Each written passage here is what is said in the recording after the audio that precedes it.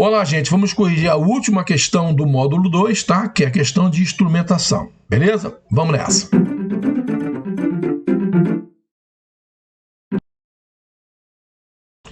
Ok? Curso A, preparatório de eletrônica para concursos. Eu sou o professor Humberto Amaral e a questão número 2 de instrumentação do Instagram, tá legal? Vamos lá. Essa questão aí, ó, é uma questão do EAGS-BET, né, para sargento da aeronáutica, do ano de 2018, beleza? Vamos lá. O que diz essa questão? Ela diz o seguinte: o circuito abaixo representa um ohmímetro simples com corrente de fundo de escala do galvanômetro de 120 microamperes e tensão de alimentação de 9 volts.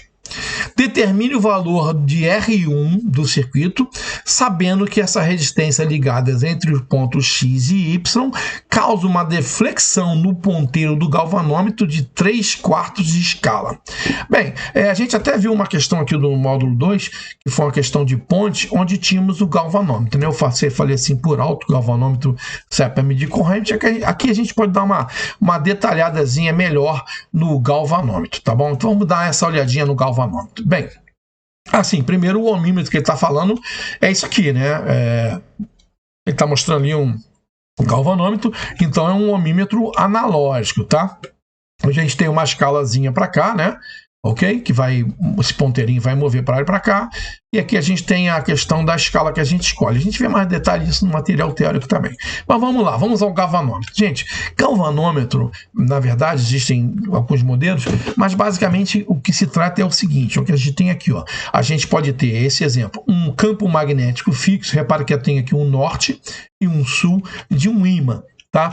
E eu tenho aqui um material magnetizável, né? Onde passa uma bobina ao redor dele, né? Um fio rolado ao redor dele e uma tensão positivo e negativo que vai gerar nesse material um campo magnético.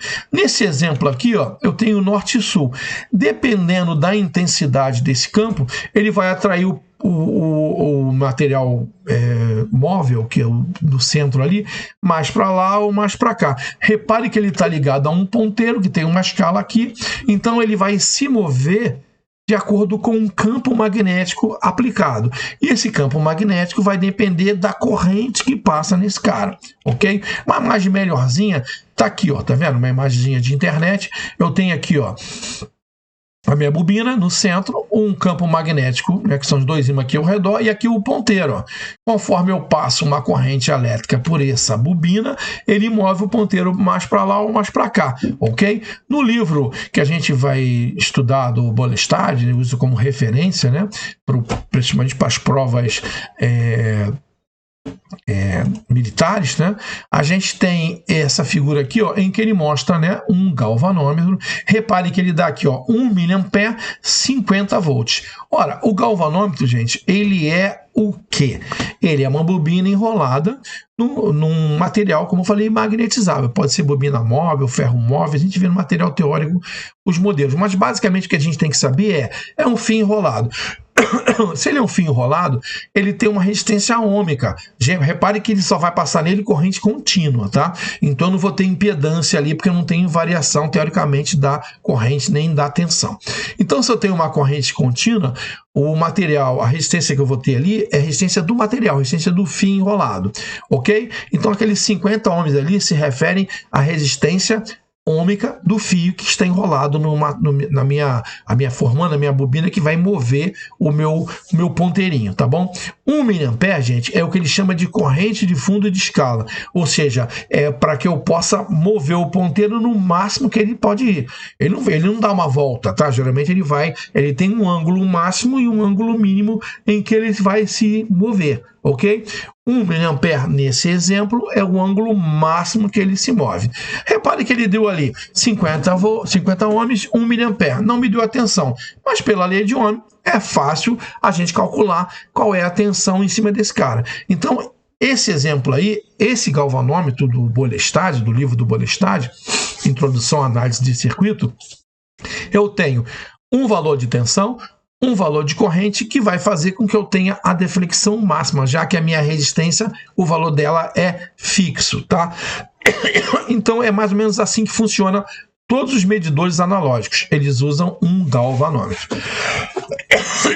E esse galvanômetro tem uma resistência fixa e uma corrente máxima dele. Tá legal? Então tá. Vamos voltar aí à questão propriamente dita, né? A questão que eles não estão nos passando. Bem, ele diz o seguinte, que a tensão aplicada é de 9 volts e o meu galvanômetro tem 120 microamperes, que é o quê? O fundo de escala. Para ele ir lá no fundo da escala marcar a medida máxima que ele pode marcar, ele vai precisar de 120 microamperes. Ora, se eu tenho 9 volts e 120 microamperes, eu posso calcular a resistência desse galvanômetro, que é de 75 quiloohms. Então, estão aí nossos dados. Ó. O meu galvanômetro ele tem uma resistência interna do fio de 75 quiloohms. Quando eu aplico nele 9 volts, ele vai dar uma deflexão total, porque vai estar passando por ele uma corrente de 120 microamperes. Beleza? Beleza. Aí o que ele complementa? Ele diz o seguinte, que nos pontos X e Y coloca um resistor R1, né, que ele quer saber o valor, que provoca uma deflexão de 3/4 da escala. Então, eu tenho a escala total, a deflexão que vai é de 3/4. A gente viu lá no módulo 1, novamente, essa questão dos 3/4, lembra? Aqui vamos ver um pouquinho novamente mais fácil. O que é 3/4 de alguma coisa? Bem, a gente pode pegar um círculo, né? 3/4 desse círculo. Como é que eu sei quanto é 3/4? Fácil, eu pego esse círculo, divido em 4 pedaços. Ó, 1, 2, 3, 4. 4 pedaços. Se eu pegar 3 pedaços de 4, eu tenho 3/4. Então, eu estou dividindo por 4 e pegando 3.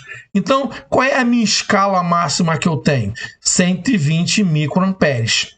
Eu quero 3/4, então eu pego 120, divido por 4 e depois multiplico por 3. Então eu vou ter uma deflexão de 90 microamperes. Entenderam? Se eu botar 120 microamperes, ele vai no final da escala. Ele só quer o quê?